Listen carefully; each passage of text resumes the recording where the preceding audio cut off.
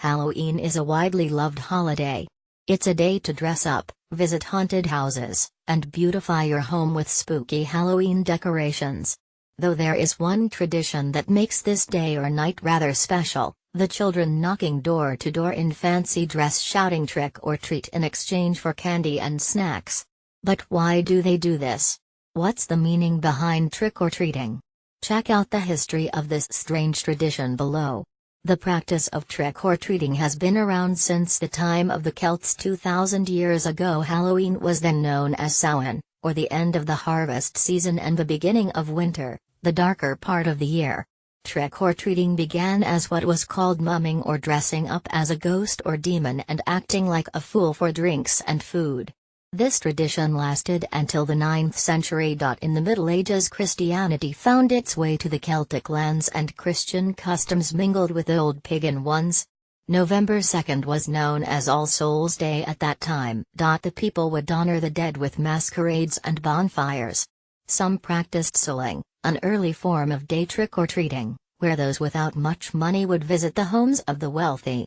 The poor would ask for food and sweets in exchange for the promise that they would pray for the wealthy family's dead loved ones. In Scotland, children would go door to door just like children do now, only they would perform a type of act or trick in exchange for food, sweets or ale. This was a practice known as guising. A trick for a treat. The closest tradition that most resembles modern-day trick-or-treating originated in the UK in the early 1800s. Children would walk around their neighborhood wearing masks and carrying effigies, or small sculptures. It was a tradition practiced because of an event in the early 1600s, when a man named Guy Fawkes was caught and executed for being involved in a plot to blow up the Parliament building, and remove King James I from power. 19th century children would wear masks while carrying little representations of Fawkes and ask people a penny for the guy. Early American colonists brought Guy Fawkes Day with them, and later Irish and Scottish immigrants helped make it popular. During this time cultures mixed until the name Halloween stuck with this holiday. Trick-or-treating continued to happen annually until World War II, but became popular again after the war when many children populated America during the baby boom.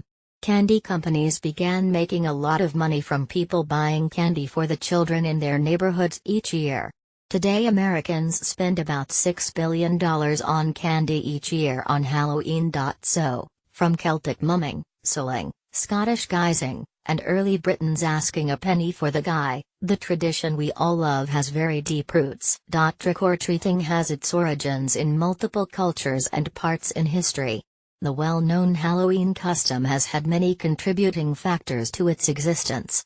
Not to mention we even have the baby boomers to thank for trick-or-treating's continued popularity.